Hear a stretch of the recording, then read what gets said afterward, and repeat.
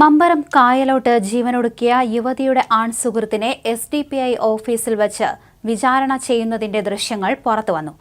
കൂടെയിരുന്നവർ യുവാവിനോട് പല കാര്യങ്ങളും ചോദിക്കുന്നത് കേൾക്കാം. യുവതിക്ക് മനോവിഷമമുണ്ടെന്ന് യുവാവ് മറുപടി പറയുന്നതും ദൃശ്യങ്ങളിലുണ്ട്. ഇതിനു മുമ്പ് യുവാവിന് മർദ്ദനമേറ്റിരുന്നുവെന്ന് പോലീസ് വ്യക്തമാക്കിയിരുന്നു. എന്നാൽ രണ്ടുപേരുടെയും കുടുംബങ്ങളെ വിളിച്ച് ചർച്ച നടത്തുകയായിരുന്നുവെന്നാണ് SDPI പ്രവർത്തകർ നൽകുന്ന വിശദീകരണം. പ്രതികൾ SDPI ഓഫീസിൽ ആൺസുഹൃത്തിനെ എത്തിച്ച് 5 മണിക്കൂർ ചോദ്യം ചെയ്തെന്ന് പോലീസ് പറഞ്ഞിരുന്നു. പാർട്ടി എന്ന തലത്തിലല്ല, കുടുംബം എന്ന തലത്തിലാണ് ഇടപെട്ടതെന്നാണ് SDPIയുടെ വാദം. മധ്യസ്ഥ ചർച്ച എന്ന നിലയിലാണ് SDPI ഓഫീസിൽ വേദി ഒരുക്കിയതെന്നാണ് വിശദീകരണം. ദൃശ്യത്തിന്റെ ചെറിയ ഒരു ഭാഗം മാത്രമാണ് ആരോപണ വിധേയരായവർ തന്നെ പുറത്തുവിട്ടിരിക്കുന്നത്. എന്നാൽ കേസിൽ ആരോപിക്കപ്പെടുന്ന കാര്യങ്ങളുമായി ബന്ധപ്പെട്ട ദൃശ്യങ്ങളൊന്നും ലഭിച്ചിട്ടില്ല. അതേസമയം റസീനയുടെ ആൺസുഹൃത്തിനെതിരെ അമ്മ തലശ്ശേരി ASP ഓഫീസിലെത്തി പരാതി നൽകിയിട്ടുണ്ട്. കേസിൽ പോലീസ് വിശദമായ അന്വേഷണം നടത്തിവരികയാണ്. യുവതിയുടെ ആത്മഹത്യയ്ക്ക് കാരണം സദാചാര പോലീസിംഗ് അല്ലെന്നാണ് യുവതിയുടെ അമ്മയുടെ വാദം.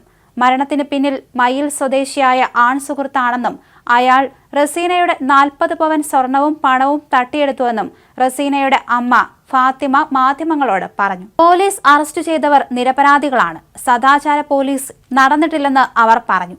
ഇയാളുമായി കൂട്ടുകെട്ട് തുടങ്ങിയ ശേഷം നമ്മളെ കണ്ടുകൂടാത്ത രീതിയിലായിരുന്നു പെരുമാറ്റം. ഇവൻ അവിടെ വരുന്ന 2 ദിവസം മുമ്പാണ് അറിഞ്ഞത്. എൻ്റെ മോൾക്ക് നീതി കിട്ടണം.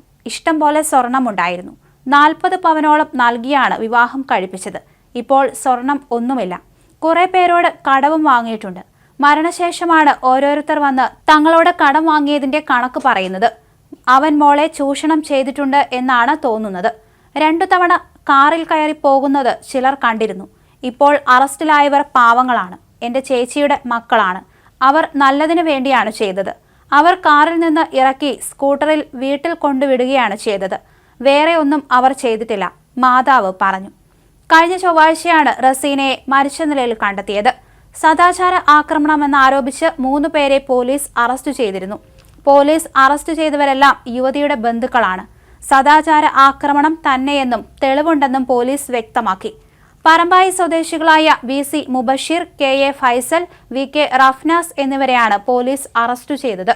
അറസ്റ്റിലായവർ SDPI പ്രവർത്തകരാണെന്ന് പോലീസ് പറഞ്ഞു. ആൺസുഹൃത്തുമായി കാറിൽ ഒരുമിച്ച് കണ്ടതിന്റെ പേരിൽ പരസ്യ വിചാരണ നടത്തിയ മനോവിഷമത്തിലാണ് പറമ്പായി സ്വദേശി റസീന ആത്മഹത്യ ചെയ്തതെന്നാണ് പോലീസ് പറയുന്നത്. കണ്ണൂർ മയിൽ സ്വദേശിയായ യുവാവിനൊപ്പം അച്ചങ്കര പള്ളിക്ക് സമീപം കാറിൽ സംസാരിച്ചിരിക്കുകയായിരുന്നു റസീന. നിലവിൽ അറസ്റ്റിലായ യുവാക്കൾ ഇരുവരെയും ചോദ്യം ചെയ്തു. കൂടുതൽ ആൾക്കാരെ വിളിച്ചുവരുത്തി പരസ്യമായി അപമാനിച്ചെന്നും റസീനയുടെ ആത്മഹത്യാക്കുറിപ്പിലുണ്ടെന്ന് പോലീസ് പറയുന്നു.